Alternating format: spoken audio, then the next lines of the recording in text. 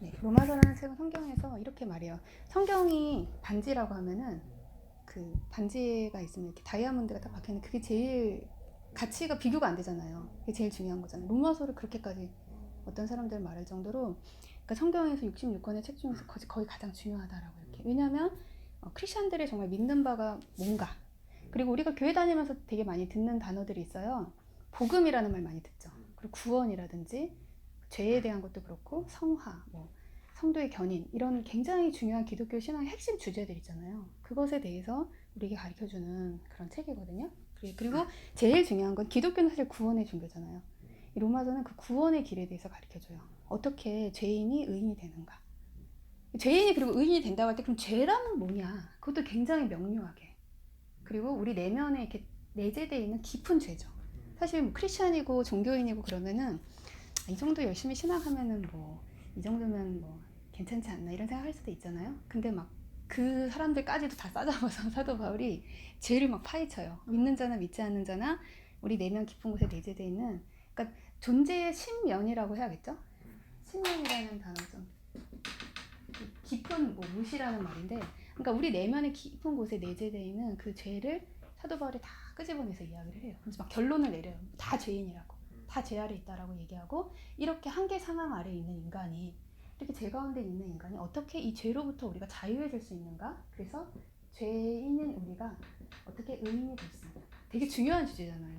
죄인인 내가. 그러니까 먼저는 로마서 1, 2장, 3장 앞부분까지 배우면서 와 내가 난 이 정도면 그래도 열심히 신앙한다고 생각했는데 이 정도면 그래도 꽤 이제 경건한 편이라고 생각을 했는데 아, 나도 할 수 없는 죄인이구나라는 거를 깨닫게 돼요. 그게 좋은 거예요. 왜냐하면 내가 병이 있는데 병이 없다고 생각하는 게 제일 심각한 거잖아요. 그럼 병이 막 내 안에 도지고 막 심각해지는데도 나를 그냥 방치하게 되면 나중에 이게 더 심각해지면 돌이킬 수 없는 이런 상황까지 갈 수 있잖아요. 그러니까 나를 되게 나를 보게 해주는 거울과 같은 부분이 이제 로마서 1장, 2장 이렇게 죄에 관해서 막 얘기를 하는데 너가 죄인이다라고 끝나면 되게 심각한 거잖아요. 어떻게 이 죄의 문제를 해결할 수 있는가? 이 죄부터 우리가 어떻게 하면 근본적으로 자유될 수 있는가에 관해서 그러니까 죄인이 어떻게 의인이 될 수 있는가? 그러니까 다른 말로 하면 구원의 길이라고 해야겠죠. 이 구원의 길에 대해서 가르쳐주는 책이 바로 로마서입니다. 그래서 로마서 1장부터 8장까지 로마서 1장부터 16장까지 되어져 있어요. 근데 그 중에서 1장부터 8장까지가 좀 베이직 내용을 다루고 있고 이것이 바로 구원의 길에 관해서 죄인이 어떻게 의인이 될 수 있는가 어떻게 죄로부터 자유해질 수 있는가를 가르쳐주고 있습니다. 그래서 로마서의 구성을 보면 1장부터 8장까지 구원의 길에 대해서 가르쳐준다고 했는데 더 베이직을 말하라고 하면 로마서 1장부터 4장까지예요. 그래서 로마서 1장은 믿지 않는 사람들의 죄 그러니까 표현이 어떻게 되면 이방인이라고 되어 있어요. 그 시대의 표현으로는 이방인의 죄에 대해서 로마서 1장은 이야기하고요. 로마서 2장은 그 시대로 말하면 유대인의 죄. 지금의 시대로 말하면 믿는 사람들이겠죠. 크리스천들의 죄. 로마 3장은 믿는 자나 믿지 않는 자나 모든 이에게 내재되어 있는 보편적인 죄에 대해서 로마 3장 앞부분까지 이것을 이야기해요. 그리고 로마서 이제 3장 21절부터 31절까지가 이게 성경에서 가장 중요한 부분이다라고까지 말하는 분들도 있어요. 왜냐면 복음이 뭐냐를 우리에게 잘 제시해주는 그런 부분이거든요. 그리고 이 복음으로 말미암은 구원에 대해서 그러니까 이렇게 죄 가운데 있는 인간이 어떻게 그 죄의 문제를 해결하고 의인이 될 수 있는가 죄로부터 자유해질 수 있는가 왜냐하면 구원이라는 거는 교회 오면 구원이라는 말을 제일 많이 듣는 거잖아요. 구원이라는 거는 뭐 이런 거잖아요. 물에 빠진 사람을 건져내는 게 구원이잖아요. 나는 물에 빠진 사람은 아니잖아요. 그러니까 여기서 구원이라는 거는 이게 from sin이에요. sin으로부터 우리가 자유해지는 게 구원이거든요. 그래서 어떻게 우리가 죄로부터 근본적으로 자유해져서 구원에 이를 수 있는가를 근데 그건 복음으로 말미암아 우리가 구원에 이를 수 있다라는 거를 로마 3장 이 부분에서 이야기를 하고 그래서 로마 4장까지 이 주제에 관해서 구원에 관해서 이야기를 합니다. 그래서 이렇게 말합니다. 이신칭이라고 하거든요. 이신칭이라는 말은 무슨 말이냐면 믿음으로써 구원, 의롭다 칭함을 받는다라는 그런 말이에요. 그러니까 사실 우리가 구원을 얻는 것은 믿음으로 우리가 구원을 얻는 거다라는 거를 이제 이 부분과 이 부분에서 이야기를 하는 거예요. 그러면 믿음으로 구원을 얻는 거기 때문에 믿는 게 얼마나 중요해요. 교회 오면 그러니까 맨날 믿음 강조를 하잖아요. 근데 단지 이 믿음이라는 게 뭐 하나님 정말 계신다는 걸 믿습니다 이런 믿음인가? 또는 하나님은 능력이 하나님이셔서 이런 불가능한 상황도 가능케 하실 걸 내가 믿습니다. 이런 믿음은 아니에요. 여기서 말하는 믿음. 그런 믿음도 물론 있죠. 여기서 말하는 믿음은 좀 다르거든요. 그러니까 로마서에서 구원에 대해서 설명할 때 말하는 이 믿음이 뭐냐라는 걸 우리가 이해하는 게 로마서를 이해할 때 있어서 굉장히 중요해요. 그것에 대해서 이제 로마 3장 4장을 공부할 때 이 믿음으로 말미암아 의롭다 칭함을 받는다는 거. 이신칭이라고도 하고 이신득이라고도 하거든요. 굉장히 중요한 개념이에요. 이것에 대한 개념 이해를 우리가 로마 3장 4장을 통해서 하게 됩니다. 그래서 로마 1장 4장을 배우면 죄와 구원에 관해서 이제 배운다라고 볼 수 있고요. 네, 그리고 이제 로마서 뭐 6장, 7장 이런 건 성화에 대한 거예요. 성화 알죠? 성화라는 거는 이제 구원받은 사람이 어떻게 살아야 하는가, 구원받은 이후에 어떻게 우리가 살아야 되는가. 그리고 로마서 8장은 영화에 대한 거거든요. 그러니까 하나님께서 한 번 구원하신 자들, 구원받은 자들을 하나님께서 붙드시고 절대 포기하지 않으시고 붙드셔서 우리를 인도하셔서 영화로움의 한 자리까지 데려다 놓으신다. 이게 영화예요. 그것을 성도의 견인이라고도 하거든요.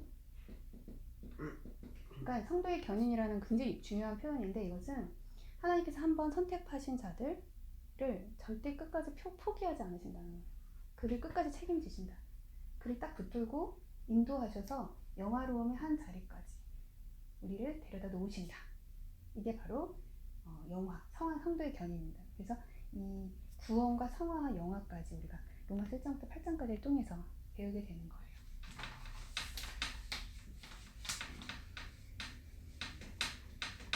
그래서 로마서라는 책이 굉장히 중요한데 로마서는요 이렇게도 말해요. 믿는 이들의 변기창이다라고도 말하거든요.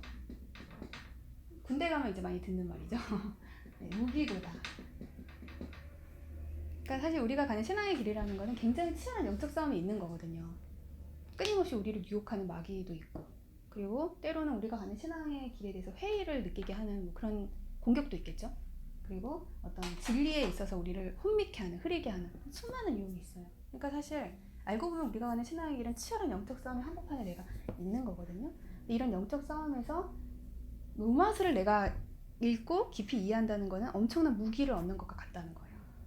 그렇죠? 그러니까 사실 마귀가요 우리를 끊임없이 공격하거든요. 그러니까 신앙에서 되게 중요한 게 하나님이 계시다는 걸 아는 게 중요한데 또 뭐가 중요하냐면 마귀가 있다는 걸 기억하는 게 중요해요. 그래서 마귀가 보이지 않지만 존재하고 끊임없이 우리를 유혹하고 공격하고, 마귀가 우리를 공격하는 그 목적이 뭘까요? 수많은 뭐 유혹을 하기도 하고 잘못된 생각을, 그러니까 마귀는 생각과 감정을 통해 역사하거든요. 우리 안에 잘못된 생각을 불어넣고 잘못된 감정을 막 부추기고 그래요. 그렇게 우리를 공격하는 마귀의 궁극적 목적이 있어요. 그게 뭘까요? 하나님 제일 사랑하는 것을 네. 괴롭히기 위해. 하나님 제일 사랑하는 것을? 그러니까 마귀가요 우리를 막 공격하는 목적이, 궁극적 목적은 뭐냐면 마귀가 제일 싫어하는 게 있어요. 그게 뭐냐면 우리가 하나님과 가까워지는 거예요. 되게 쉽죠? 우리가 더 은혜로워지는 거, 그리고 우리가 더 하나님을 사랑하게 되는 거, 너무너무 이걸 싫어해요. 하나님과 우리가 가까워지는 것을. 그러니까 마귀는 우리를 어떻게든 하나님과 멀어지게 하려는 영이에요. 그런데 되게 달콤한 말로, 그러니까 마치 천사같이 가장한다고, 광명한 천사와 같다고 고린도서에 보면 그런 표현도 있거든요. 그러니까 마치 천사같이 다가와서 우리를 달콤한 말로 유혹하면서 마귀는 끊임없이 우리를 하나님과 멀어지게 하는 그런 영이거든요. 그래서 이런저런 공격으로 우리 신앙을 무너뜨리게 하고, 그러니까 궁극적으로 우리를 실족해 하라는 게 마귀의 궁극적 목적이다. 또는 은혜로운 사람을 은혜를 잃어버리게 한다거나, 그리고 되게 순수한 크리스천들을 세속화시킨다거나, 여러 가지가 있겠죠. 그래서 기준을 확 떨어뜨린다거나, 신앙의 기준을 이렇게 영성을 갖고 살아갔던 사람이 영성이 무너져가지고 적당히 신앙하는 이런 사람이 되게 형식적인 신앙이 되게 한다거나, 하여튼 그런 식으로 변질시키는 거죠. 마귀는 그런 영이거든요. 근데 이런 치열한 영적 싸움이 우리가 한복판에 있는데 이 로마서를 우리가 잘 이렇게 로마서라는 건 무기를 막 얻는 것 같아요. 그래서 치열한 영적 싸움에서 우리가 이렇게 싸우는 데 있어서 굉장한 힘을 주는. 그래서 많은 신앙인들이 신앙의 길을 가다 보면 늘 은혜로울 수 없잖아요. 신앙의 길을 가다 지치기도 하고 회의가 들기도 하고 그러는데 그럴 때마다 로마서를 읽고 다시 마음이 뜨거워져서 일어나서 다시 신앙의 길을 가는. 실제로 로마서를 통해서 변화되고 회심해서 그 위대한 기독교 역사 가운데 남아졌던 그런 인물들이 참 많아요. 예를 들어 루터 같은 사람, 종교개혁을 일으켰던 루터도 로마서를 딱 읽고 깊은 깨달음을 얻고 그가 진짜 마음이 뜨거워져서 종교개혁을 일으키게 되었고, 예를 들어 존 웨슬리라는 감리교 창시자 있잖아요. 존 웨슬리 되게 유명한 그 사람도 되게 신앙을 열심히 하다 지쳤어요. 목회까지 했는데 막 실패하고 막 돌아왔어요. 그랬다가 누군가가 이렇게 어떤 성도가 일어나서 루터의 로마서 서문을 이렇게 낭독하는 걸 듣고 큰 깨달음을 얻고 막 새로운 세계에 눈을 뜨게 돼요. 그래서 그가 그 감리교라는 위대한 교파를 창시하게 됐거든요. 그러니까 신앙의 길을 가면서 또 많은 이들이 이렇게 지칠 때마다 되게 힘을 주는 그런 책이라고 할 수가 있습니다. 그래서 로마서라는 책은 사실 사도 바울이 썼잖아요. 그러니까 사도 바울이 내가 진짜 기독교 신앙이 어떤 건지를 내가 정말 잘 정리해서 역사적으로 남기겠다. 그렇게 쓴 건 아니에요. 네, 그런 건 아니고 이 사도 바울이 고린도라는 도시에서 썼거든요. 그러니까 로마도 가기 전에 고린도라는 도시에서 이렇게 있으니까 고린도라는 도시는 그 시대에 굉장히 상업적으로 발달한 도시였어요. 그런데 굉장히 그 상업적으로 발달한 좋은 면이 있지만 또 다른 면에서는 성적으로도 되게 부패하고 윤리적으로 부패하고 막 그런 도시였거든요. 근데 그런 고린도라는 도시에서 로마의 교우들에 대한 굉장한 염려. 그러니까 아직 로마는 가보지도 않지만 로마도 그 부패상이라는 게 엄청났잖아요. 지금까지도 유명한 이제 로마 도덕적으로나 성적으로 굉장히 부패했던 도시였기 때문에 너무 걱정되는 거예요. 로마의 교우들이. 그래서 그들에게 그들을 붙들어주기 위해서, 그리고 그들에게 정말 그리스도교 신앙이라는 게 어떤 건지, 그 신앙의 핵심, 복음의 핵심이 뭐냐라는 걸 가르치기 원했어요. 그래서 사도가 기도 가운데 쓴 편지라고 합니다. 그래서 사도가 막 기도하면서 막 이렇게 얘기를 하면 더디오라는 대서가 16장에 보면 나와요. 더디오라는 대서가 옆에서 이렇게 받아 적어서 남아진 그런 책이거든요. 기도 가운데 정말 편지로 사랑을 담아서 쓴 그런 책이 바로 로마서라고 할 수가 있습니다. 그래서 로마서 1장을 보면은 오늘은 이제 1장까지 아마 볼 것 같아요. 1장의 앞부분에 보면은 이제 편지 글이기 때문에 먼저 인사로 시작을 해요. 그래서 여기는 약간 서론이다 이렇게 말할 수가 있는데 1장부터 이제 1절부터 다 보면은 너무 오래 걸려요. 로마서를 다 배우기까지 지쳐요. 그래서 나중에 이제 심화 과정으로 우리가 1절부터 다 배우거든요. 우선은 핵심을 또 배우는 게 중요하기 때문에 오늘은 본론부터 배울게요. 로마서 1장 16절부터. 이제 그 앞에는 이제 여러 가지 인사말을 하고 이제 그가 정말 얘기하고 싶은 복음에 관하여. 지금 복음에 대해서 변증하기 위해서 로마서를 쓰는 거거든요. 복음에 관하여서 로마서 1장 16절부터 사도가 이야기를 합니다. 16절을 같이 읽어볼게요. 내가 복음을 부끄러워하지 아니하노니 이 복음은 모든 믿는 자에게 구원을 주시는 하나님의 능력이 됨이라. 첫째는 유대인에게요 또한 헬라인에게로다. 사도 바울이 내가 복음을 부끄러워하지 않는다고 복음에 대해서 이야기를 합니다. 근데 이 복음은 뭐냐? 모든 믿는 자에게 구원을 주신 하나님의 능력이래요. 복음이 뭘까? 복음 가스펠이잖아요. 복음에 대해서 어떻게 얘기할 수 있을 것 같아요, 영현님은? 하나님의 존재와 사랑을 세상에 알리는 것. 네, 그것도 맞는 말이에요. 네, 복음은 뭘까? 지금 로마서를 통해 사도는 지금 복음을 증거하려고 하는 건데 이렇게 말할 수 있어요. 복음은요, 예수 그리스도를 통해 드러난 하나님의 사랑이다. 사랑을 얘기했는데 진짜 사랑이에요, 복음이라는 거. 예수 그리스도, 그러니까 하나님이 어떤 분인가가 역사 가운데 밝게 드러나지 않았죠. 그래서 많은 사람들이 나름의 하나님의 이미지를 가졌잖아요. 하나님은 전지전능하시다. 그것도 맞죠. 전지전능한 하나님. 근데 그렇기만 하다고 생각하는 사람도 있었겠죠. 전지전능한 하나님. 그러나 그 하나님이 이렇게 자비가 많으시고 사랑이 많으신 하나님이라는 건 뭐 모를 수도 있잖아요. 또는 하나님은 하늘 저 위에서 혼자 거룩하셔서 이 땅을 관망하시는 분인 것 같은 어떤 하나님에 대한 많은 사람들에는 이미지가 있었는데 그 하나님이 정말 어떤 분인가가 예수 그리스도를 통해서 이 땅 가운데 밝히 드러나게 되었어요. 그리고 그 극점의 자리는 십자가의 자리거든요. 생명을 주시기까지 인간을 사랑하신 그런 자비와 사랑의 하나님이라는 게 예수님의 온 생애를 통해서, 그러니까 예수님의 온 생애라는 건 나시고 이렇게 말할 수 있죠. 나시고 사시고 죽으시고 부활하시고 승천하시고, 이게 예수님의 전생애잖아요. 34년의 전생. 이 전생애를 통해서, 그러니까 예수님의 모든 삶이라는 거는 하나님의 현현이다 이렇게 말을 해요. 그러니까 하나님이 어떤 분인가가 밝히 드러난. 그러니까 하나님이, 제자들의 고백은 뭐냐면, 만약 하나님이 이 땅에 오셨다면 저 예수님의 저 몸으로, 저 하나님, 그러니까 제자들은 거의 이렇게 고백했죠. 하나님이다. 예수님이 하나님이다. 왜냐하면 뭐 이런 말이 있잖아. 완전 그 아버지 그 아들이네. 아들을 보니까 완전 아버지랑 판박이다. 그러니까 예수님은 어떤 분이 하나님과 똑 닮은 아들이셨어요. 그러니까 하나님과 동등됨을 취할 것으로 여기죠. 이런 구절도 있잖아요. 하나님과 거의 그러니까 하나님을 그의 온 삶을 통해서 이 땅 가운데 밝히 드러내신 분. 그의 말씀을 통해서도, 예수님의 말씀을 통해서 우리가 하나님에 대해서 알 수 있는데, 또 그의 온 삶을 통해서 하나님의 어떤 분이신가가 우리 가운데 밝히 드러나게 되었고, 그 극점의 자리 십자가였다. 그래서 예수님의 삶은 이렇게도 뭐 길게 나열할 수 있겠지만 더 압축적으로 표현하면 십자가와 부활이다라고 말했어요. 자신의 모든 것을 희생하시고 생명까지 주시기까지 인간을 사랑하신 하나님의 사랑이 이 십자가의 자리에서 드러나게 되었죠. 그래서 이 십자가와 부활이 또 복음이다 이렇게 말할 수가 있습니다. 그래서 십자가를 통해 드러난 하나님의 사랑이에요. 하나님의 자비. 이게 복음인 거예요. 근데 이 복음은 어떠냐? 지금 사도 바울은 16절에 뭐라고 말하냐면, 모든 믿는 자에게 구원을 주신 하나님의 능력, 이 복음이 엄청난 능력이라는 거예요. 16절에 사도가. 근데 모든 믿는 자에게 구원을 주신 능력이래요. 구원이라는 또 중요한 단어가 나오는데, 아까 구원은 뭐 죄로부터 구원이다 이런 말도 했지만, 구원이라는 거는 사실 계몽이랑은 좀 다른 단어예요.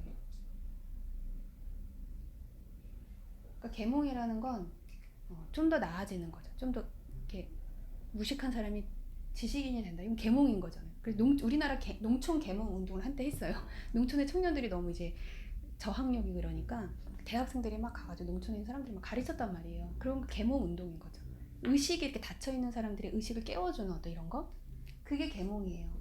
좀 더 나아지는 것, 뭐 개선이다 이렇게도 말할 수 있겠죠. 그런데 구원은 이런 의미는 아니에요. 그러니까 좀 더 나아지고 우리가 좀 더 지적이 되고 우리가 좀 더 수준이 높아지는 게 구원이 아니라, 구원은 어떤 거냐면 총체적 변화입니다.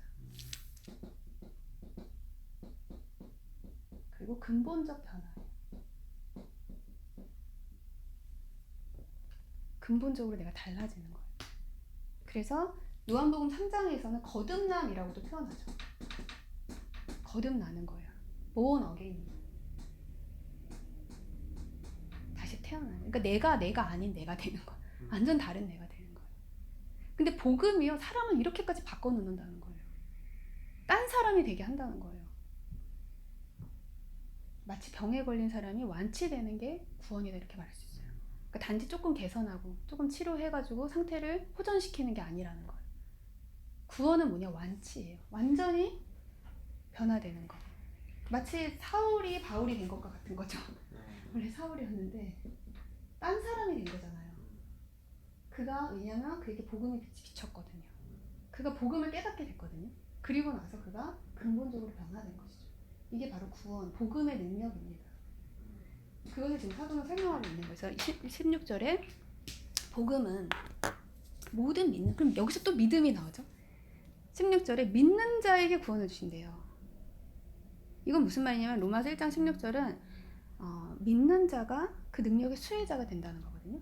그 능력이 믿는 자에게 미친다. 그럼 믿는 게 너무 중요하잖아요. 그래서 이 믿음에 대해서 우리가 로마서를 통해 잘 이해하는 게 굉장히 중요합니다. 그건 이제 나중에 3장을 배울 때 우리가 또 배울 거고요. 믿는 자에게 구원을 주신 하나님의 능력이 됨이라. 첫째는 유대인에게로, 또한 헬라인에게로다. 유대인은 그 시대에 믿는 이들을 총칭하는 개념, 그 말이에요.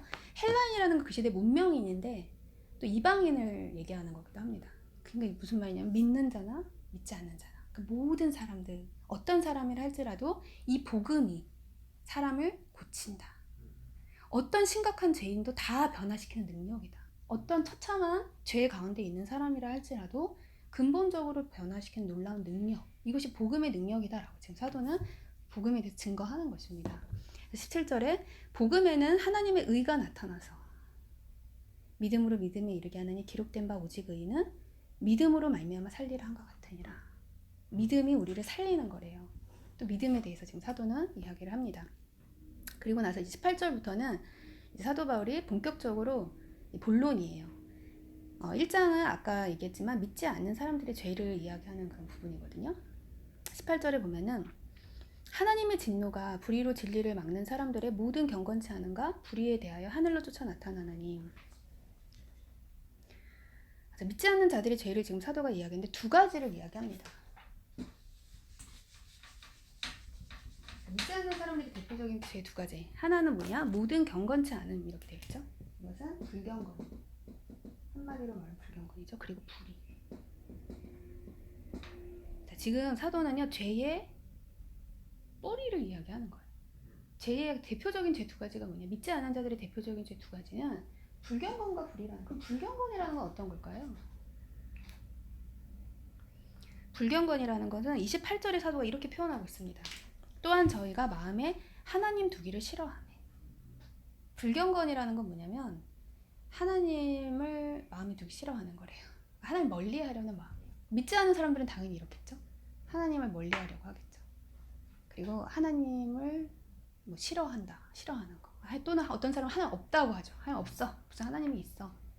이게 다 불경건이에요. 하나님 멀리하려고 하고 교회 오기 싫어하고 하나님께 가까이 나가 하나님을 가깝게 하며 살기 싫어하는 이런 죄다. 근데 이게요 모든 죄의 뿌리예요. 그리고 이것이 모든 죄의 시작입니다. 인간은 하나님을 멀리하는 데서부터 인간은 모든 문제가 시작이 돼요. 왜 그런가? 왜냐면 하나님이 생명의 근원이시잖아요. 생명의 근원이신 하나님을 우리가 멀리하고 하나님과 멀어질 때 그리고 하나님과 인간이 단절될 때 여기서부터 우리 인생의 모든 고통은 시작이 됩니다. 그래서 사도는 19절에 이렇게 말합니다. 이는 하나님을 알만한 것이 저희 속에 보임이라 하나님께서 이를 저에게 보이셨느니라 이렇게 말을 하거든요. 19절에 지금 믿지 않는 자들을 향해서 사도가 이렇게 말해요. 하나님을 알만한 게 하나님 없어, 하나님 몰라, 나 하나님 관심 없어 막 이런 사람들한테 그렇잖아요. 믿지 않는 사람들 그렇잖아요. 전도 해보면 알잖아요. 싫다고 막 이러잖아요. 교회 가기 싫다 막 이러잖아요. 성경을 왜 보냐 그 시간에 자격증이나 따지 뭐 이럴 거 아니에요. 그런데 그런 믿지 않는 자들을 향해 사도 바울이 이렇게 말해요. 하나님을 알만한 게 그들 안에 있대요. 그리고 하나님께서 이를 저에게 보이셨다. 그러니까 인간의 마음 안에 하나님을 알만한 게 있다는 거예요. 어떤 걸 말하는 걸까? 이거를 좀 어려운 철학적 용어로 말하면 이렇게 말할 수 있어요. 내적 영혼의 신비적 직관이다. 내적 영혼의 신비적. 그러니까 이런 직관이 있다는 거예요. 인간 안에 하나님이 계시다는 걸 알 수 있는 직관력이 있대요. 그러니까 이런 사람이 있었어요. 어떤 사람이 되게 이제 교만한 사람인데 무슨 하나님이 있냐, 난 하나님 안 믿는다. 보이지도 않는 하나님을 어떻게 믿냐. 난 내 마음대로 살겠다고 막 되짚고 살다가 이 사람이 이제 물에 빠진 거예요. 근데 물에 빠지자마자 하나님 그렇게 소리를 질렀대요. 불신자가 어떻게 교회 한 번 안 가본 사람이. 그러니까 자기 힘 믿고 살다가 물에 빠지니까 이제 아무것도 할 수 없는 상황에서 하나님 그렇게 소리를 질렀다는 거예요. 그래서 근데 그 사람이 정말 했던 체험이 물에 빠져서 물속에 들어갔다 나왔다는 그 짧은 시간에 자기가 이제까지 살아왔던 인생의 필름이 다 지나가더래요.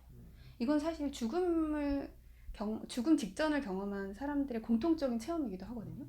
죽기 직전에 자기가 이제까지 살았던 인생의 필름이 막 다 지나가요. 그 짧은 순간에 휘릭 지나가는데 어떤 사람은 심한 경우 뱀일이 하던 것까지 다 보인대요. 뱀일이 하는 것이 기억해. 내가 뱀일이 했던 거. 아기 때 뱀일이를 하잖아요. 그것까지 나는 기억 못 하는데. 그러니까 우리 무의식에 어디에 기록이 다 돼 있는지 모르겠는데 우리가 이렇게 살잖아요. 근데 우리 삶의 모든 것들이 어딘가에 다 기록이 되어 있는. 영에 기록되었다 이렇게도 말할 수 있는데 다 기록이 되어 있고 나는 까먹어도 근데 특히 이 사람은 하나님 모르고 사니까 얼마나 죄를 많이 졌겠어요. 자기가 죄 짓던 게 너무 지나가면서 나 이제 심판이구나 완전히. 난 끝이다. 직감적으로 아는 거예요. 왜냐면 히브리서에 그렇게 써 있잖아요. 죽음은 정한 이치인데 죽음은 심판이 있다고. 그걸 직감적으로 이제 아는 거예요. 그래서 이렇게 죽으면 큰일이고 하나님 제발 저를 살려주세요. 그러면 제가 정말 하나님 잘 믿고 살겠다고. 그래서 극적으로 이 사람이 살아났어요. 그리고 정말 신실한 크리스천이 되었대요. 그러니까 사실 인간이 뭐 하나님 없어 모른다 막 교만하게 말하지만은 인간의 깊은 곳에 들어가면 어떤 게 있냐면 굉장히 하나님을 향한 마음이 있어요.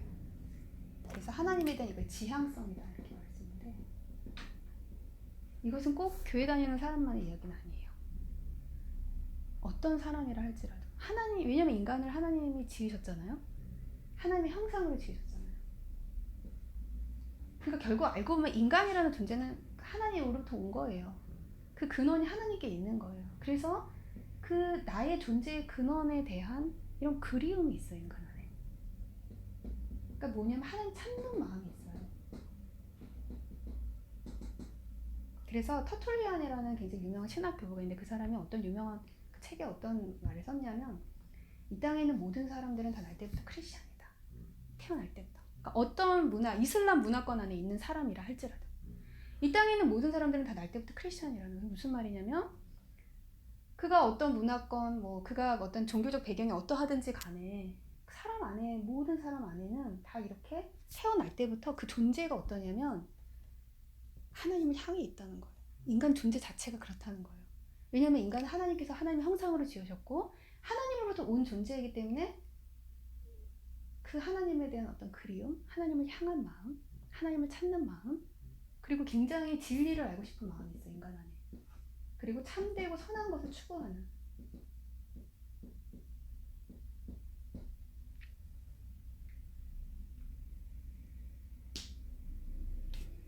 그래서 어거스틴이라는 그 위대한 기독교 사상가죠. 성 아우구스틴이라고 하죠. 어거스틴의 그 고백록이라는 책에 보면은, 그러니까 이 어거스틴이 젊은 날에 그렇게 방황을 많이 했대요. 엄마는 되게 신실한 크리스찬이었는데도 뭔가 세상에 좋아 보이는 것도 많고, 그리고 막 이런 사상과 철학과 이런 거에 막 심취해 보기도 하고, 만유의 경감 이런 거에 빠지기도 하고 그랬었대요. 그런데 그 어디서도 진정한 영혼의 만족과 안식을 그가 얻지 못했던 거예요. 너무나 방황하고 막 쾌락을 쫓아 살아보기도 하고 그랬는데 결국에 그가 하나님을 만나고 회심하게 되거든요. 그리고 나서 이제 고백록이라는 책을 썼어요. 근데 그 고백록에 어떻게 되게 유명한 한 글귀가 있는 게 뭐냐면 그 이렇게 썼어요. 하나님 안에 안식하기 전에 내 영혼의 진정한 안식은 없었나이다. 인간은 이상해요. 세상에 어떤 화려한 것으로 내 마음을 채워도 안 채워지는 게 인간의 마음이거든요. 아무리 부자가 되고 아무리 많은 걸 가지게 되고 아무리 명성을 얻어도 안 채워져, 이상하게. 그래서 실제로 호주에 가면은 굉장히 그 부촌이 있대요. 부자들이 막 사는데. 근데 진짜 부자. 그리고 호주가 되게 아름다운 나라잖아요. 그 부촌에 가면은 자연 경관과 막 이렇게 그 럭셔리한 집들이 막 어우러져가지고 딱 가보면 느낌이 어떠냐면 완전히 지상 천국이구나 여기가. 모든 사람들이 동경하는 딱 그런 삶을 살아가는 그 부자 동네가 있대요. 근데 호주에서 통계를 내봤는데 우울증 환자에 대한 조사를 했는데 가장 우울증 환자가 많은 곳이 거기래요. 되게 의아하다. 다 사람들이 동경하는데 사는 이 사람이 왜 우울할까? 그러니까 인간은요, 잘 먹고 잘 사는 거, 그것으로는 채워지지 않는 되게 고상한 존재인 거예요. 인간은 어떤 존재인가? 하나님으로만 채워져야 되는 부분이 인간 안에 있는 거거든. 세상에 어떤 것으로도 그래서 안 채워져요. 하나님으로 채워질 때만이 인간은 어떠냐면 비로소 안식하게 되고 그 내면이 풍요로워지고 만족을 얻게 됩니다. 그러니까 하나님으로만, 진리의 말씀으로만 채워질 때 진짜 채워지는 존재. 그게 인간이라는 거예요. 왜냐면 인간은 하나님께서 그렇게 지으셨어요. 그래서 이것을 존재론적인 증명이라고도 해요. 존재 자체가 그렇다는 거예요. 존재가 어떠냐면은 하나님과 가까워지면 존재가 더 안정적이 돼요. 편안해지고 내가 사실 행복해요. 내가 행복하다는데 저도 정말 그런 것 같아요. 이렇게 하나님 말씀을 가까이 하고, 원래는 그렇게 안 살았겠죠. 저도 20대 초반만 해도 저도 되게 방황했었거든요. 세상에서도 막 행복도 찾아보려고. 근데 이상하게 행복하지 않은 거예요. 그리고 늘 저를 따라다니는 힘든 여러 가지가 있었어요. 그 중에 하나는 그러니까 뭔가 이렇게 인생에 막 힘든 일이 많고 그래서 힘들 때도 있지만 때로는 그런 게 없는데도 내면이 공고한 거 있잖아요. 이상하게 되게 공허하고 그리고 너무 외롭고 그리고 되게 불안하고 그런 게 있었거든요. 해결이 안 되는 거예요 이게. 근데 인간이 원래 그래요. 인간이 하나님과 단절되면은 어떠냐면은 하나님과 단절된 인간은 어떠냐면 견딜 수 없는 결핍이 있어요. 그 무엇으로도 채워지지 않아요. 치명적 결핍이 있거든요. 그리고 굉장히 존재가 불안해요. 그리고 고독, 해결되지 않는 고독, 그리고 공허함.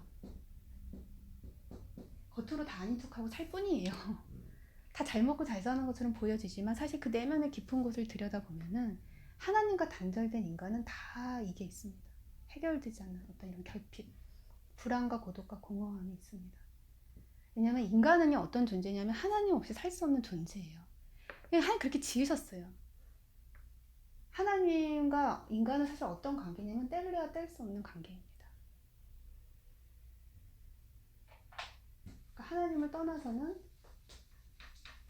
그러니까 하나님과 인간의 관계는 뗄래야 뗄 수 없는 이런 관계인데 이걸 떼려고 할 때 하나님은 이걸 떼는 분이 아니시죠. 근데 그 자리에 계시죠. 근데 문제는 인간이 자꾸 하나님 떠나려 한다는 거예요. 이런 이상한 죄성이 우리 안에 있어요. 하나님 떠나려고 하고 하나님 멀리하려고 하는. 아담이 하나님을 떠났잖아요. 그가 하나님을 불신함으로 우리는 아담의 후예들이잖아요. 그래서 인간 안에 다 이 깊은 죄가 들어와 있는 거예요. 그러니까 두 마음이 있는 거죠.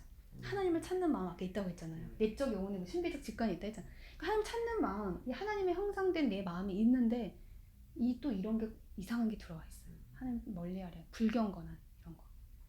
이게 되게 깊이 들어와 있거든요. 내 안에 둔화가 있는 거예요. 가까이 하고 싶은 마음도 있는데 하나님 멀리하고 싶고 내 마음대로 내 뜻대로 그냥 막 살고 싶은 이런 이상한 죄성이 우리 안에 들어와 있어서 그렇게 하나님을 멀리 하려고 한다는 거예요. 그러니까 뗄래야 뗄 수 없는 관계인데 이걸 떼려고 할 때 여기서부터 우리 인생의 모든 고통은 시작이 됩니다. 모든 불안과 이런 고독과 이런 게 여기서부터 시작이 된다. 하나님과 멀어지는 데서부터. 인간은 다 그래요. 하나님과 멀어지면은 그 마음이 메말라져요. 그리고 부패가 일어나기 시작해요. 생명의 근원이 하나님과 멀어질 때 부패하기 시작합니다. 그리고 죄가 틈타죠. 멀어진 만큼. 하나님과 멀어진 만큼 우리 내면에 죄가 틈탑니다. 그래서 마치 하나님과 인간의 관계는 해와 해바라기와 같아요. 해바라기는 늘 어떠냐면 해를 이렇게 향해 있잖아요. 그런 것처럼 마치 우리 인간 영혼은요. 우리 인간 영혼이 그래요. 하나님을 향해 있어요. 하나님을 굉장히 그리워하는 마음이 인간 안에 있어요. 우리가 시편의 말씀을 한 구절 보겠습니다. 시편 42편 1절을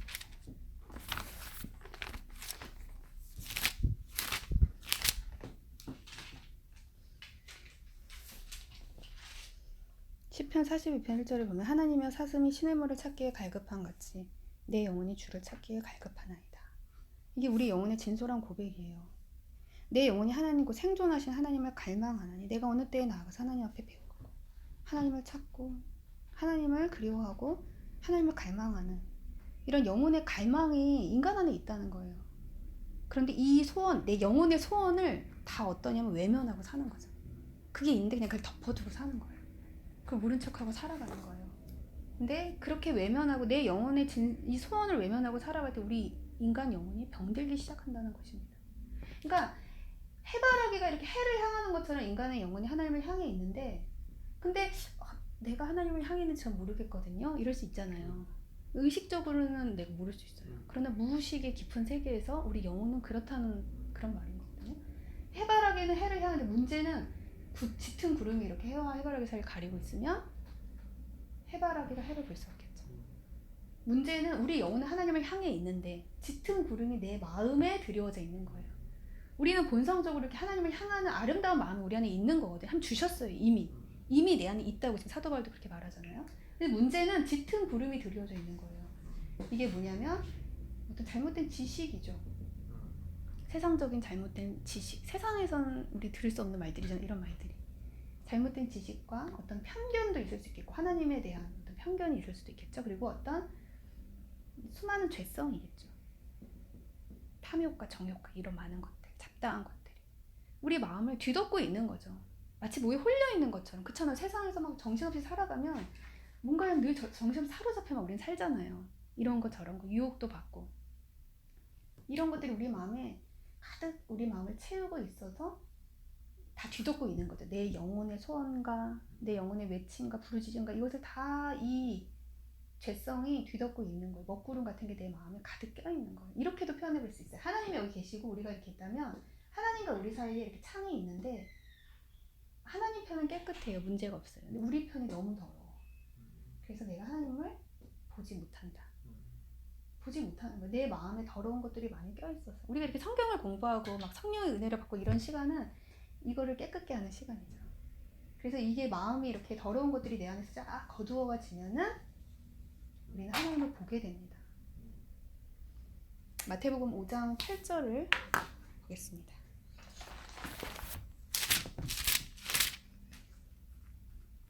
(8절에) 보면 예수님의 그 팔복선언의 말씀인데 마음이 청결한 자는 복이 있나니 저희가 하나님을 볼 것이며 네, 그렇게 되겠죠. 마음이 깨끗한 사람은 하나님을 본대요. 어떤 육안으로 본다 이런 건 아니에요. 저도 본 적은 없거든요. 하나님은 영이시잖아요. 그러니까 하나님의 임재와 사랑을 체험한다는 거죠. 그러니까 우리가 꼭 막 수련회 때 막 은혜 엄청 받으면 하나님 사랑 느껴지잖아요. 하나님의 위로가 막 느껴지잖아요. 평소엔 잘 안 느껴졌었는데 왜냐면 성령의 은혜로 인하여 내 마음이 깨끗해져서 느껴지는 거예요. 그런데 늘 이렇게 마음이 깨끗한 사람은 꼭 수련회 때만 은혜 받진 않겠죠. 우리 마음이 정말 청결해지면은 버스 타고 가다가도 은혜 받을 수 있어요. 진짜 저도 막 은혜가 되게 많을 때 영성이 이렇게 되게 이럴 때는 예전에 한번 기억에 몇 년도지 그게 2007년 하여튼 그 저희 시어머니 차를 타고 어디를 이렇게 가는데 막 눈이 내리는 거예요. 근데 그 눈을 보는데 그게 너무 이 인류를 이 땅을 향하신 하나님의 사랑으로 너무 느껴지는 거예요. 그러니까 별의 별거 뭐 고등학생들이 낙엽 잎사귀만 굴러가도 막 깔깔깔 웃는데요. 여학생들이 그런 우리나라 말이 있어요. 그러니까 그냥 낙엽만 봐도 그게 하나님 사랑으로도 느껴질 수 있고. 그러니까 우리 마음이 깨끗해지면 하나님은 임마누엘의 하나님이시잖아요. 알고 보면 우리와 늘 함께 계신 하나님인데 문제는 내 마음이 더럽혀져 있어서 하나님이 함께 계심에도 불구하고 내가 그걸 느끼지 못하는 거거든요. 근데 우리 마음이 깨끗해질 때 그 하나님의 임재를 우리가 체험하게 된다. 하나님 보게 된다라고 예수님은 이렇게 말씀을 하십니다.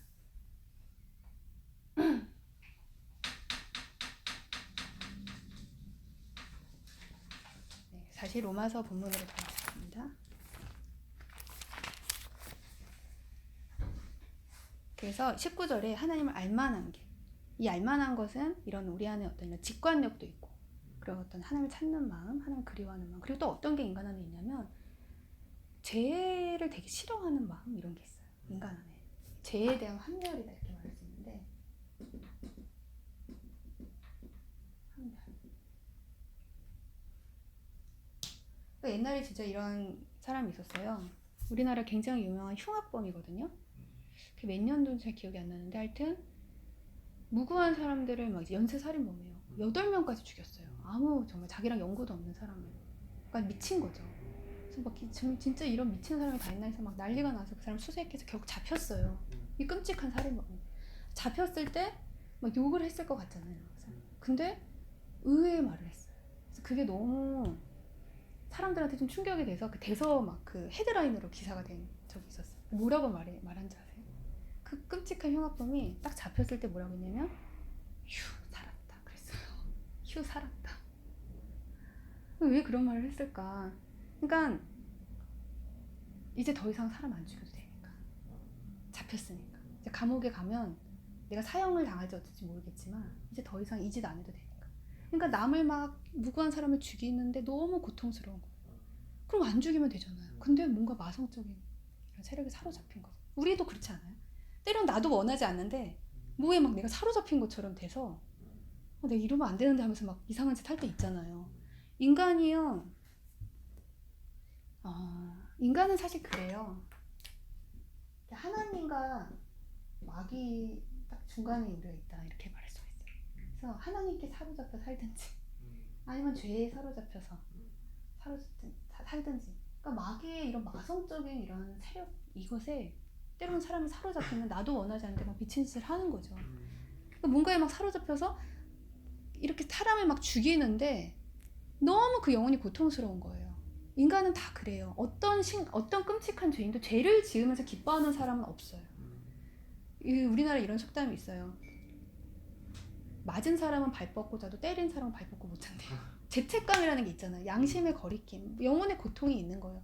죄를 짓고는 사실 못 사는 게 인간이에요. 죄를 지으면 너무나 정확하게 이게 발동해요. 내 안에서. 이런 죄책감, 수치심, 불안한 마음. 이게 막 괴롭다. 차라리 감옥에 가는 것보다 양심의 감옥이죠. 여기에 갇혀서 내 영혼이 너무나 고통스럽다는 거예요. 그래서 실제로 그 범죄 그 심리학자들이 있어요. 그런 사람들이 범인을 막 수사할 때 어떻게 하냐면 그 범죄 현장에 가서 소변이나 대변의 흔적을 찾아요. 범인들의. 미쳤다고 그런 걸 남길 것 같지 않잖아요. 근데 그게 꽤 많이 찾아줘요. 왜냐면 이 사람들이 범죄를 저지르기 직전에 극도의 불안감에 막 사로잡혀요.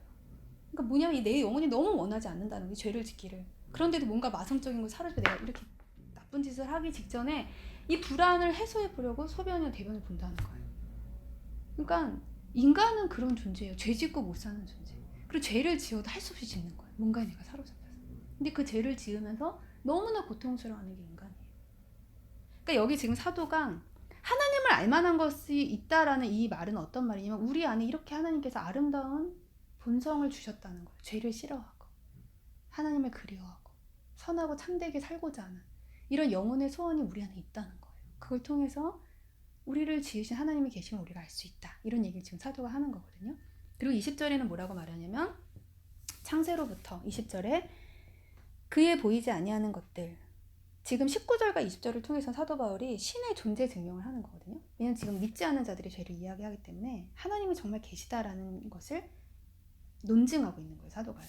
20절에 뭐라고 말하냐면 창세로부터 그의 보이지 아니하는 것들 곧 그의 영원하신 능력과 신성이 그 만드신 만물에 분명히 보여 알게 되나니 그러므로 저희가 핑계치 못할지니라. 자, 하나님은 보이지 않잖아요. 그 많은 사람들이 하나님 안 보여서 나 못 믿겠다 막 이러잖아요. 근데 사도가 뭐라고 하냐면 하나님 보이지 않지만 그의 능력과 신성이 만드신 만물에 분명히 보여 알게 된대요. 그러니까 하나님이 지으신 이 세계는 하나의 거대한 작품과 같습니다. 헬라 사람들은 이 우주를 뭐라고 말했냐면 코스모스라고 말했어요. 한마디로 코스모스라는 말의 뜻은 뭐냐면 질서라는 뜻이에요. 완벽한 질서다. 너무 질서정연하다. 이 거대한 세계가. 그러니까 예를 들어 우리가 시계가 있잖아요. 시계가 되게 정교하잖아요. 근데 이 정교한 이 시계를 보면서 어떤 사람이 이렇게 말한다고 생각해보세요. 우연히 이게 저절로 이 부품들이 조합돼서 만들어졌다. 그렇게 말한다면 그것은 말도 안 되는 말이죠. 당연히 이 시계를 보면서 이걸 정교하게 만든 설계자가 있다는 걸 우리는 알 수가 있잖아요. 예를 들어 이 건물을 보면서도 어쩌다 이것이 이렇게 존재하게 됐다라고 말한다는 건 얼마나 비이성적인 말이잖아요.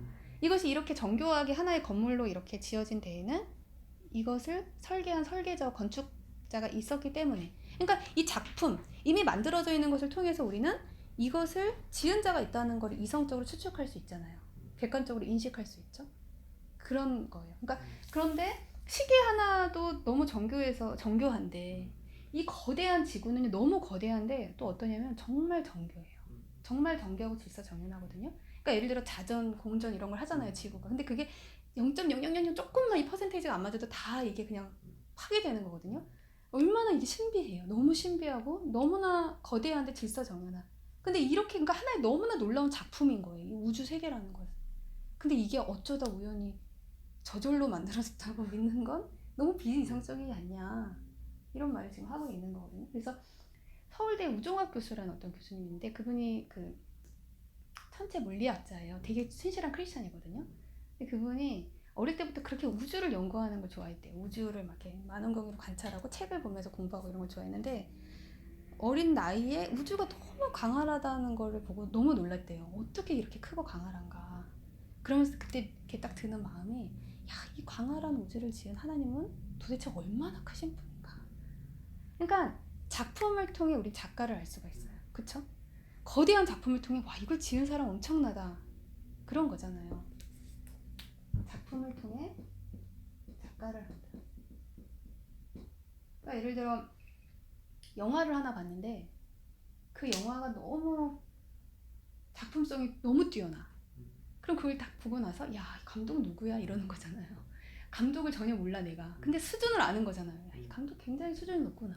그러니까 작품을 보면 작가를 아는 거죠. 이 자연 세계라는 거, 이 우주 세계라는 게 연구하면 연구할수록 너무나 놀랍고 오묘하다는 거예요. 그래서 이걸 지은 이는 도대체 누구냐? 얼마나 총명하신 분이기에, 얼마나 지혜로우신 분이기에 이 놀라운 세계를 창조하셨는가. 그래서 실제로 미국은요, 신학대에 있는 사람들보다 과학자들 중에서 신실한 크리스천들이 훨씬 많대요. 그냥 과학의 이런 것들을 이렇게 연구하다 보면은 이 세계가 너무 오묘하고 너무 질서정연하고 거대하다는 거예요. 그리고 사실 이렇게 해외여행 이렇게 다녀보면은 되게 아름답잖아요. 자연을 이렇게 보면은. 그러면 이렇게 아름다운 하나의 작품과 같은데 이걸 지으신 이는 또 얼마나 아름다울까. 우리가 그런 생각을 하게 되는 거죠. 그래서 그 뉴턴이라는 과학자가 있잖아요. 그 만유인력의 법칙을 발견한 그 사람도 정말 신실한 크리스천이었대요. 근데 그가 이런 말을 했어요. 내가 되게 위대한 그 발견을 많이 했잖아요, 뉴턴이. 근데 내가 발견한 모든 발견은 다 기도의 응답이었다. 그렇게 말했대요. 그는 늘 기도하는 사람이었고 매일 성경을 공부했대요. 매일 성경을 공부했고 거기서 엄청난 영감과 지혜를 얻어서 수많은 그 과학적 발견을 했다는 거예요. 근데 그 사람이 어느 날 그 이렇게 우주 모형, 그러니까 그 태양계의 모형을 이제 뭐 태양이 있고 지구랑 뭐 여러 행성들 있잖아요. 그거를 자전 공전 주기 이런 거 딱 맞춰가지고 이렇게 태양계의 모형을 집에 만들어 놓은 거예요. 되게 정확하게 그 모형을. 근데 어떤 무신론자가 집에 들렸다가 이걸 보고 이렇게 말했대요. 야, 자네는 역시 훌륭한 과학자야. 어떻게 이렇게 태양계 모형을 잘 이렇게 정교하게 잘 만들었냐고. 그때 뉴턴이 이렇게 말했대요. 그거 만든 사람 없다고. 그거 우연히 만들어졌다고. 그래서 지금 날 놀리는 거야 이랬더니 자네는 이거보다 비교할 수 없이 거대하고 정교한 실제 우주도 우연히 만들어졌다는 걸 믿으면서 엄청난 믿음을 갖고 있으면서 이거 하나 믿지 못하냐 그렇게 말을 했다고 해요. 되게 지혜롭죠.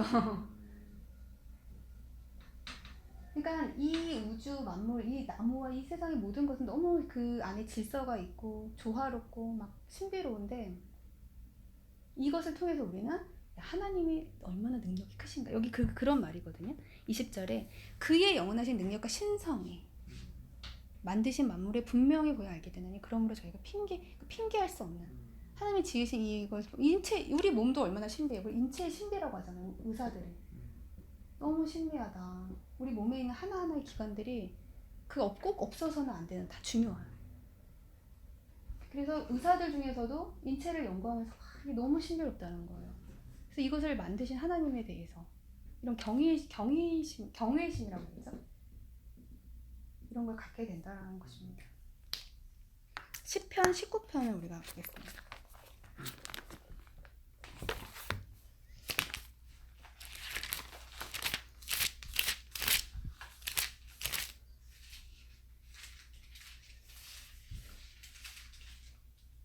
편 1절부터 보면 하늘이 하나님의 영광을 선포하고 궁창이 그 손으로 하신 일을 나타내는도다.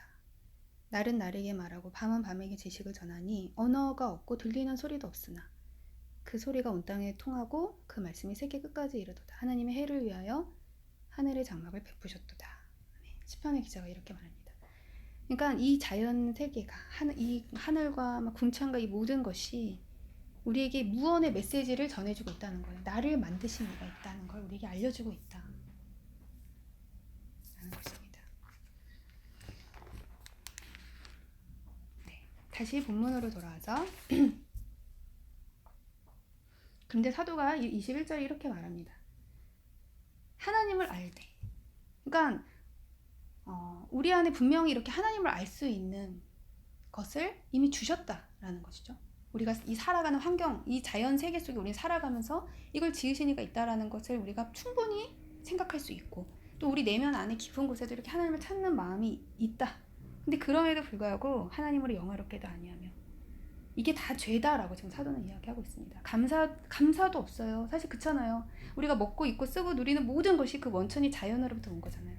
하나님이 이 세계를 창조하셔서 우리에게 거저 주신 거잖아요. 그것에 대한 감사를 갖고 살아야 될 텐데 감사도 없고 오히려 그 생각이 허망하여지며 미련한 마음이 어두워졌나니 하나님과 멀어진 인간의 실존을 지금 사도가 이야기하고 있습니다.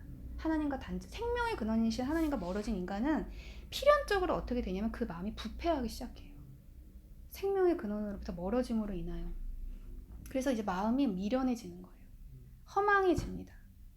그리고 22절에 스스로 지혜에 따라 우준하게 돼요.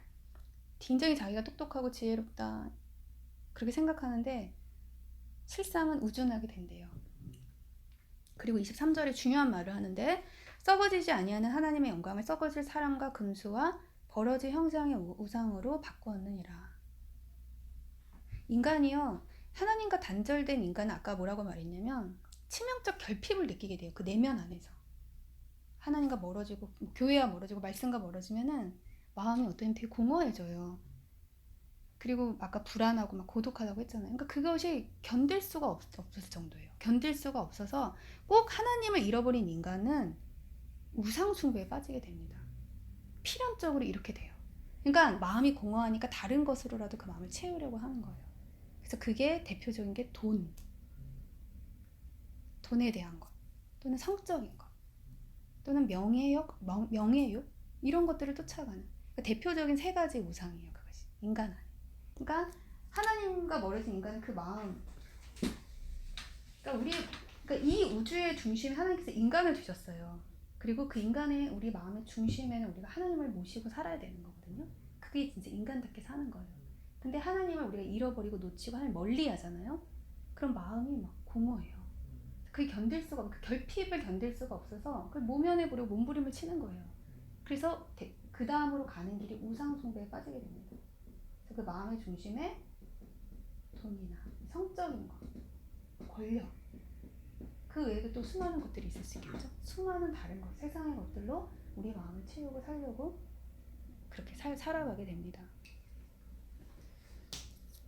썩어지지 아니하는 23절에 하나님의 영광을 썩어질 사람과 금수와 벌어질 형상의 우상으로 바꾸었느니라.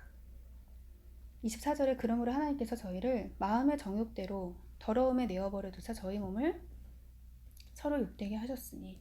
그리고 하나님을 잃어버린 인간은요, 하나님과 이렇게 단절되잖아요. 인간이. 그러면은 마음이 굉장히 메말라지고요. 그리고 그 다음으로 가는 길은 뭐냐면 정욕의 노예가 돼요. 아까도 말했잖아요. 하나님께 사로잡혀 살든지 하나님 말씀에 사로잡혀 은혜에 사로잡혀 살든지 아니면 죄의 노예가 되어 살든지 마귀에게 사로잡혀 살든지. 그러니까 그 마음이 다른 것에 싹 사로잡히게 된다는 거예요. 그래서 마음에서 이제 정욕이 막 부릴 때 일어나요. 하나님과 단절되면. 그래서 정욕의 노예, 성적인 것에 노예가 되어서 살아가게 된다. 그래서 24절에 마음의 정욕대로 더러움에 내어버려 두사 저희 몸을 서로 욕되게 하셨으니. 그러니까 하나님을 떠나서 하는 인간적 사랑이라는 것은 어떠냐면 알고 보면 철저히 이기적인 거다 이런 거예요.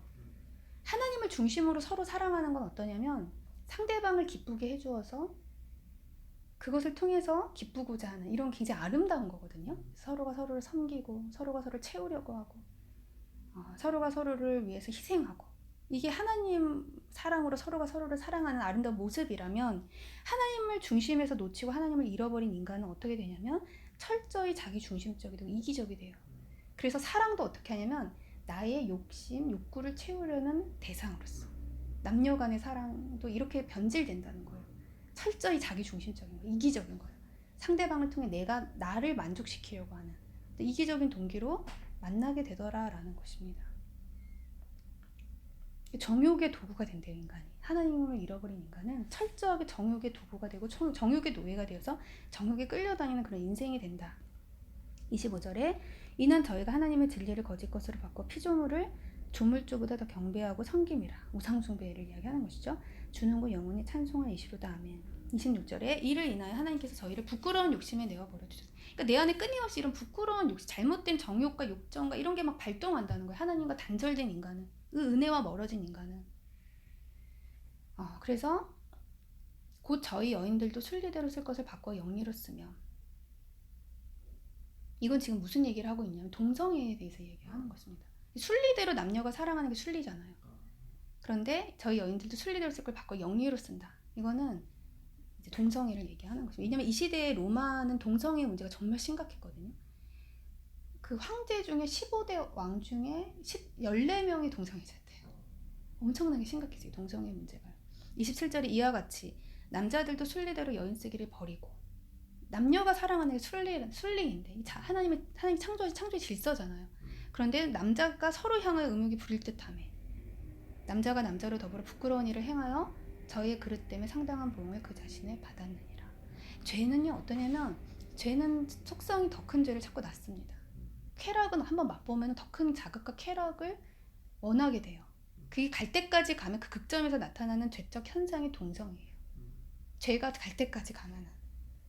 그러니까 로마라는 도시는 완전히 이 성적 타락에 물들어 있었던 그런 도시였고, 죄가 자꾸 더 번성해서 동성애자들이 넘쳐나는 그런 나라가 되었다는 거예요. 그래서 28절에 또한 저희가 마음에 하나님 두기를 싫어하며, 그러니까 하나님을 가깝게 하려고 하면서 살아야 되는데 여기서부터 모든 문제가 시작이 됩니다. 하나님을 마음에 두기를 싫어한다. 우리는 그러니까 반대로 하면 되겠죠. 하나님께 자꾸 나아가기 힘쓰고, 하나님 말씀을 가까이 하고, 하나님의 은혜를 받을 수 있는 자리에 늘 나아가기 힘쓰고, 이게 인생의 가장 큰 지혜예요. 그러니까 결국 신앙이라는 건 뭐냐면 이거 하나를 깨닫는 거예요. 아, 하나님 안에 진정한 영혼의 안식이 있구나. 하나님 안에만 진정한 평안이 있고 기쁨이 있구나. 그런데 어리석은 인간이 이 좋으신 하나님을 자꾸 멀리하려고 한다. 그래서 28절에 하나님께서 저희를 그 상실한 마음대로 내어버려 두사. 왜냐하면 하나님을 막 떠나겠다는 인간을 하나님은 아무리 사랑으로 다가가셔도 더 도망가요. 그럼 어떻게 해요? 둬야지. 자꾸 도망가는데 어떻게 할 수가 없어요. 왜냐하면 하나님 인간에게 자유를 주셨잖아요. 우리가 창조를 공부할 때 배우지만은 하나님께서 인간을 어떤 대상으로 지으셨냐면 사랑의 대상으로 지으셨거든요. 그래서 하나님께서 인간과 원하시는 관계는 사랑의 관계예요. 사랑의 관계. 먼저 인간을 지으시고 사랑의 하나님이 먼저 인간을 사랑하셨어요. 생명을 다해서 인간을 먼저 사랑하셨거든요. 그리고 그 인간이 그 하나님의 사랑을 깨닫고 그 사랑에 응답하기를 기다리시는 하나님이세요. 사랑으로 인간을 지으시고, 근데 이 사랑이 진정한 사랑이 되려면 되게 중요한 전제 조건이 하나 있어요. 그건 뭐냐면 자유예요. 그러니까 사랑으로 지으셨다고 해서 하나님께서 사랑의 관계를 원하신다고 해서, 예를 들어 태어날 때부터 무조건 하나님을 사랑하게끔 프로그램을 그렇게 했다. 프로그래밍을. 그래서 인간이 사랑한다면 이거 진짜 사랑이 아니잖아요. 진정한 사랑은 어떤 거냐면 그가 하나님을 사랑할 수도 있고 사랑하지 않을 수 있는 전적 자유가 그 안에 있는데, 내게 있는 전적 자유를 가지고 스스로 하나님을 사랑할 때 그게 진짜 사랑이잖아요. 하나님은 이런 사랑을 받기를 원하셨어요, 우리에게. 그래서 인간에게 전적 자유를 주신, 그러니까 우리에게 자유가 있잖아요. 내 맘대로 할 수 있는 자유. 하나님께 나아가고 싶으면 내가 가고, 교회 가고 싶으면 가고, 가기 싫으면 안 갈 수 있는 자유가 우리에게 있잖아요. 근데 이것도 하나님 주신 거예요. 근데 우리에게 이런 자유를 주신 이유는 하나님을 떠나고 죄를 지으라고 주신 자유가 아니라, 이 자유는 하나님을 사랑하라고 주신 자유예요. 그런데 문제는 인간이 이 자유를 가지고 하나님을 막 떠나요. 하나님 외면하고, 하나님 사랑을 유린하고 막 그러거든요. 그런데 그런 인간은 어떻게 할 수가 없어요. 이미 자유를 주셨기 때문에. 예를 들어 강제로 하나님께서 못 떠나게 하고 내 곁에 둔다. 그렇게 해서 이루어지는 사랑의 관계는 아니잖아요. 그렇게 해서 예를 들어 하나님 사랑해요 이러고 무서워서 그럼 그건 진정한 사랑, 그럼 왜 하나님 모르시겠어요? 우리도 아는데. 그래서 도망가는 인간을, 멀어지는 인간을 하나님은 어찌하려. 그러니까 하나님은 전지전능의 하나님이신데 사랑에 있어서는 정말 무력하신 하나님. 왜냐면 사랑은 그가 스스로 해야 하는 것이기 때문에 하나님도 어떻게 할 수가 없어요. 억지로 할 수가 없어요. 우리에게 있는 자유를 가지고 우리가 하나님께 나아가야 하는 것이죠. 근데 이 인간이 하나님을 자꾸 멀리 한다라는 거예요. 타락한 인간의 실존이에요, 이것이.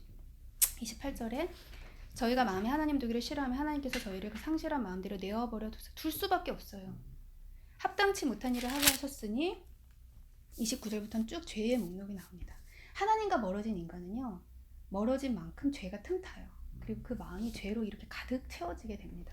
모든 불의, 추악, 탐욕, 악의가 가득한 자요, 시기, 살인, 분쟁, 사기, 악독이 가득한 자요, 수근수근하는 자요, 비방하는 자요, 하나님을 미워하시는 자요, 능욕하는 자요, 교만한 자요, 자랑하는 자요, 악을 도모하는 자요, 부모를 거역하는 자요, 우매한 자요, 배악은 배신이에요. 배신하는 자요, 무정한 자요, 무자비. 그러니까 하나님과 단절된 인간은, 그 은혜와 멀어진 인간은 이렇게 죄에 철저히 물들게 됩니다. 죄가 그 마음을 가득 채우게 됩니다. 그래서 저희가 이 같은 일을 행하는 자는 사형에 해당하다고 하나님의 정하심을 알거든. 그러니까 이렇게, 그러니까 그 죄의 뿌리가 아까 불경건이라고 했잖아요. 하나님을 멀리해서 우리가 하나님과 단절되면은 이렇게 수많은 죄의 열매를 우리 삶 가운데 맺게 된다는 거예요. 그러니까 갖가지 불의를 행하며 살아가게 돼요. 왜냐면 이미 마음이 부패했기 때문에 마음에서부터 우리 삶이 나오는 거잖아요. 마음에서부터 우리 말이 나오고 우리 행동이 나오는 거잖아요. 이 내면이 철저하게 부패했기 때문에 우리는 갖가지 이런 불의를 행하게 되면서 죄를 쌓는 인생이 돼요. 죄라는 건 쌓여져요. 어디 안 가요. 죄가 쌓여져요. 그러고 이게 너무 심하게 쌓여지면 결국에는 심판이 오는 거죠. 멸망이 오는 타자. 그러니까 내가 스스로 이걸 자초한다는 거, 심판을 자초하는 이런 인생의 길을 가게 된다. 사형이 여기 해당한다고 이렇게 되는데 이것은 심판을 말해요. 뭐 지옥이다 이렇게 말하죠. 영벌이다 이렇게 말할 수 있어요. 심판이 없지 않잖아요. 심판이 있잖아요. 이거를 알고 하나님의 정하심을 알고도 자기들만 행할 뿐 아니라 또한 그 일을 행하는 자를 옳다 하느니라. 양심이 철저히 망가진 인간의 모습을 이야기하고 있거든요. 그러니까 보통 인간은 죄를 지면 죄책감을 느끼고 수치감을 느끼는데 이제 죄가 너무 깊어지면은 나중엔 양심도 무뎌져요. 그래서 뭐 이렇게 좀 죄 좀 지면 어때 이렇게 한다는 거예요. 이 사는 인생이 이렇게 사는 거지. 그래서 남까지도 이렇게 살라고 막 부추기는, 마치 양심에 화인 맞은 자 같이 이렇게 살아가게 된다라는 것입니다. 요만 1장뿐 아니라 죄의 목록을 얘기하는 또 다른 말씀 구절들이 있거든요. 디모데후서 3장 2절도 보겠습니다.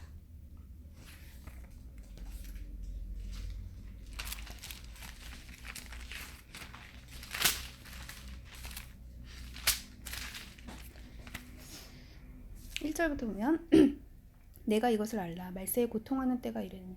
막 고통이 가득한 그런 시대가 오는데 그 시대는 왜 고통이 가득하냐면 죄가 넘쳐서 우리 내면에 사람들은, 그러니까 하나님과 단절된 인간의 모습을 지금 보여주는 거거든요. 하나님과 멀어진 인간은 다 어떠냐면 자기를 사랑한다는 건 자기밖에 모른다는 거예요. 철저하게 이기적이라는 거예요.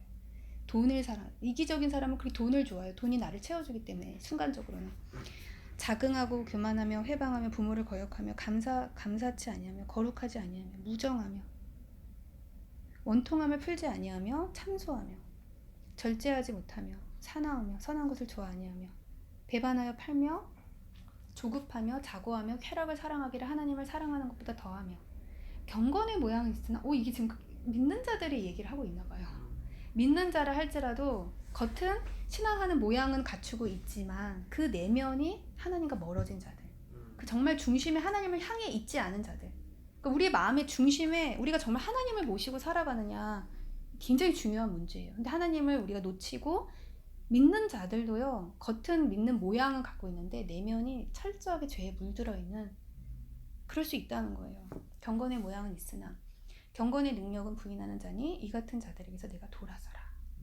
사도 바울이 디모데서를 통해서 우리에게 권고하고 있습니다. 갈라디아서 5장 19절도 보겠습니다.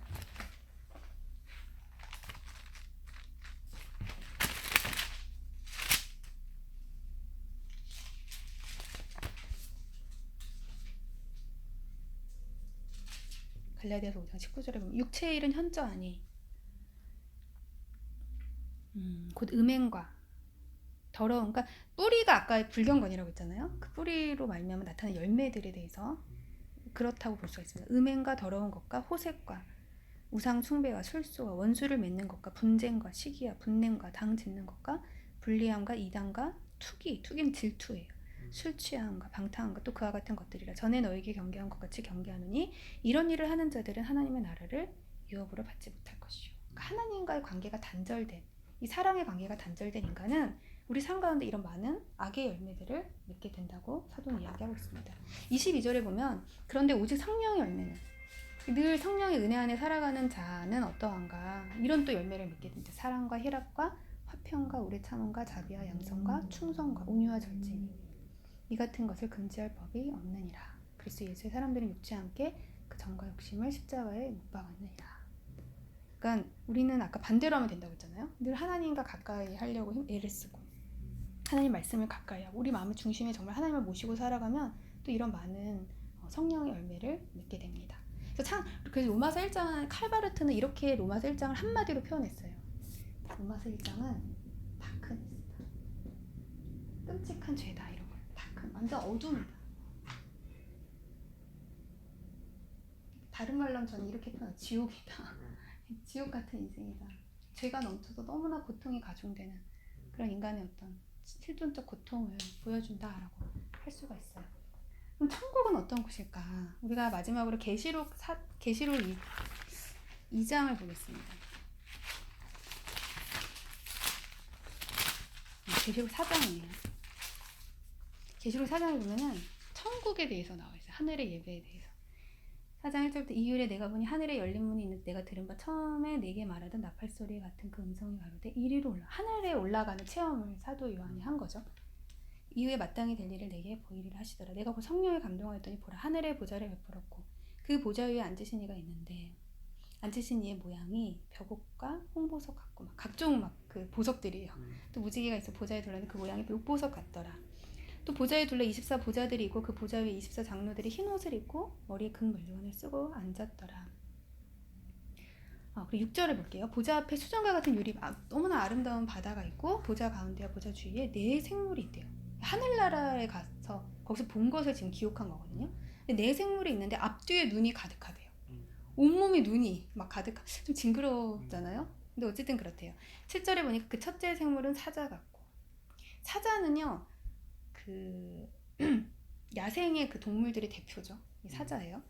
그 둘째 생물은 송아지는 가축의 대표예요. 집에서 키우는 동물들. 그 셋째 생물은 얼굴이 사람 같고 사람은 사람. 넷째 생물은 날아가는 독수리. 독수리는 날아다니는 그 새들의 대표가 독수리죠. 그러니까 이 세상에 존재하는 모든 것이다라고 할 수 있어요. 그 7절의 말씀은. 근데 그 네 생물이 이 세상에 존재하는 모든 것이 하늘나라 어떠냐면 다 6날개가 있고 안과 주에 눈이 가득하대요.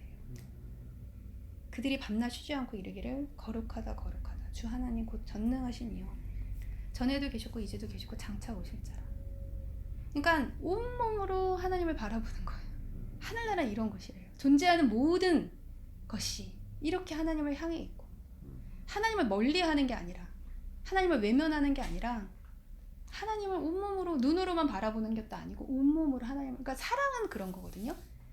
사랑하면요 그냥 모든 내 관심과 초점이 그 사랑하는 사람한테 가 있잖아요. 저도 이제 애를 낳아서 키워보니까 애기가 막 너무 사랑스럽거든요. 애기를 낳아 키우면 막 설거지를 하고 있어도 온 생각과 마음이 애한테 가 있는 거예요. 애가 혹시 지금 자고 있어 내가 설거지를 하는 거지 혹시 깨진 않았을까. 사랑은 그런 거죠. 그러니까 하나님을 이토록 사랑하는 거예요. 하나님이 우리를 이렇게 사랑하시듯이 우리도 하나님을 이렇게 생명을 다해서 하나님을 사랑하는 어떤 이런 모습 형상을 지금 그리고 있는 거거든요. 온몸으로 거룩하다 하나님 마땅히 높일 하나님을 높이는 거죠. 거룩하다 거룩하다 주 하나님 전능하신 이여 전에도 계셨고 이제도 계시고 장차 오실 자라고 그 생물들이 영광과 존귀와 감사를 보좌에 앉으서 세세토록 사시는 얘기 돌릴 때 하나님께 모든 영광과 감사 우리 늘 찬양하잖아요. 교회에서 영광과 감사 존귀를 드리는 근데 정말 온 마음으로 그렇게 하는 거죠. 온 삶이 그렇게 하나님을 높이는 것입니다. 24 장로들이 보좌에 앉으신 이 앞에 엎드려 세세토록 사시는 이에게 경배하고 자기의 면류관을 보좌 앞에 던지며 얼마나 사람들이 내가 높아지려고 합니까? 내가 높아지고 내 이름의 명성을 떨치고 싶어하고 근데 자기의 영광과 모든 걸 다 하나님께 드리는 거예요. 우리 주 하나님이여 영광과 존귀와 능력을 받으시는 것이 합당하오니 주께서 만물을 지으신 자라 만물이 주의 뜻대로 있었고 또 지으심을 받았나이다. 그들이 입을 열어서 하는 고백이에요. 이것이 진실한 고백이죠. 우리 주 하나님 영광과 존귀와 능력을 받으시는 게 합당하오니 주께서 만물을 지으신 자라 만물이 주의 뜻대로 있었고 또 지으심을 받았나이다. 이게 하늘나라의 모습이래요. 존재하는 모든 사람들이 모든 존재가 이렇게 하나님을 향해 있는 우리가 마지막으로 예수님의 말씀도 볼게요. 마태복음 22장을 보겠습니다.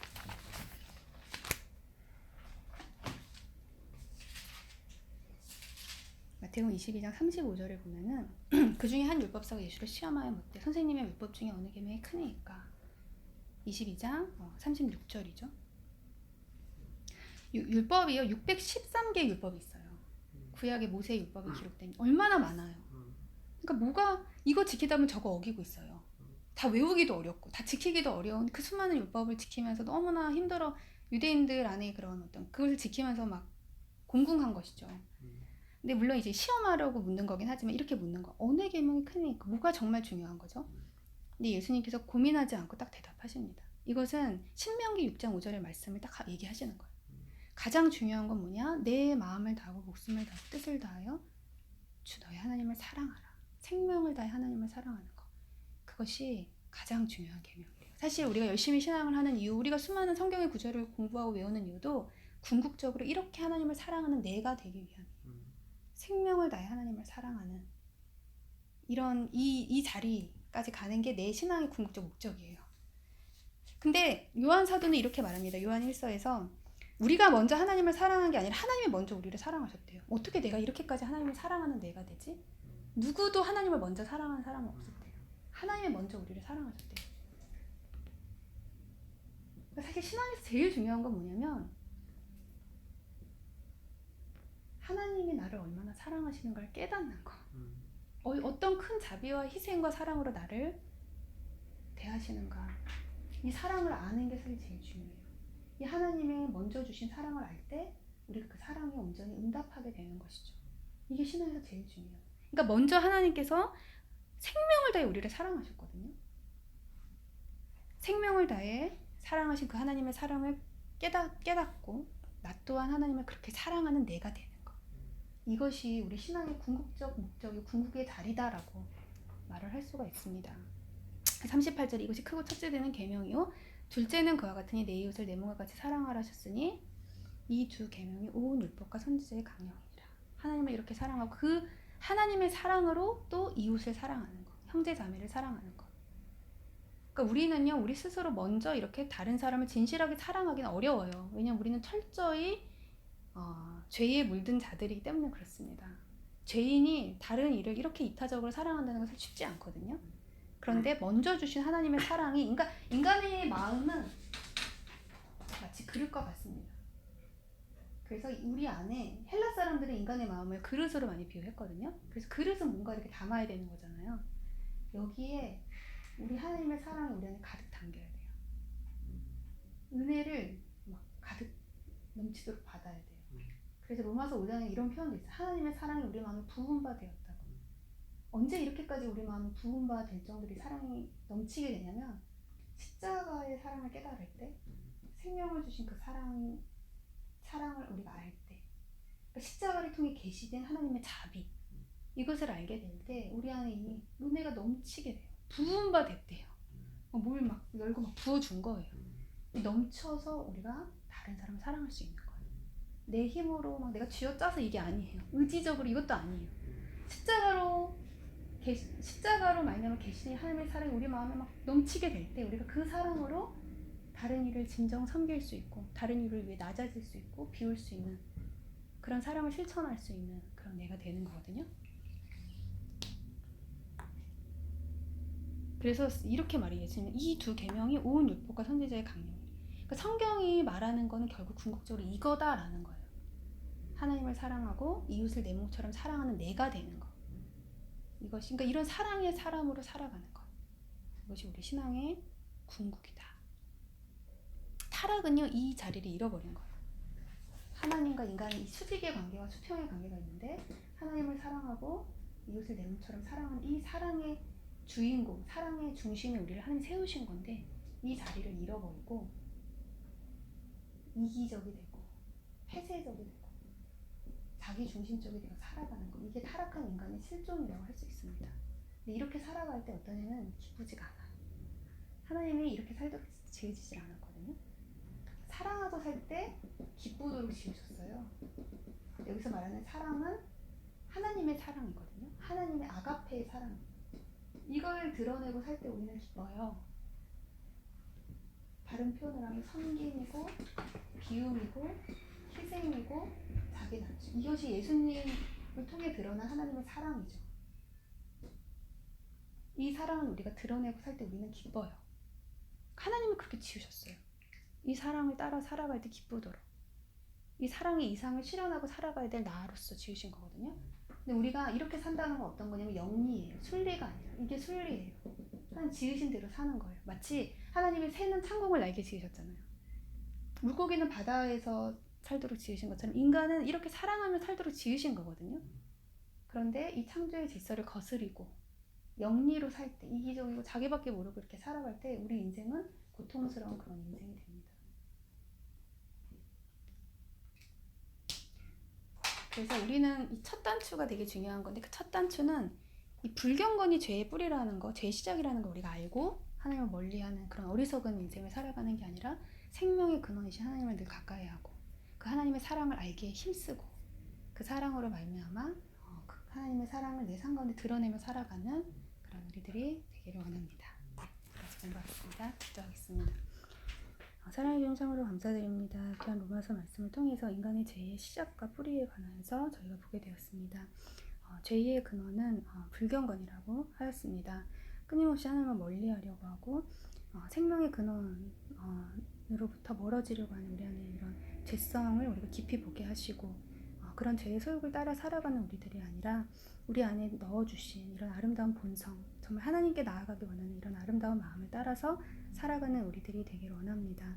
생명의 근원이신 하나님을 늘 가까이 함으로 우리 삶 가운데 수많은 그런 선의 열매, 의의 열매를 맺고 살아가는 귀한 우리 인생이 참으로 되게 하여 주시옵소서.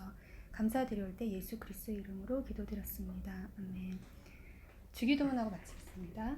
하늘에 계신 우리 아버지여, 이름이 거룩히 여김을 받으시오며 나라가 임하옵시며 뜻이 하늘에서 이루어진 것 같이 땅에서도 이루어지리이다. 오늘날 우리에게 일용할 양식을 접시고 우리가 우리에게 사여준 것 같이 우리 죄를 사여 주옵시고 우리를 시험에 들지 말게 하옵시며 다만 악에서 구하옵소서. 되게 나라와 권세와 영광이 아버지께 영원히 있사옵나이다.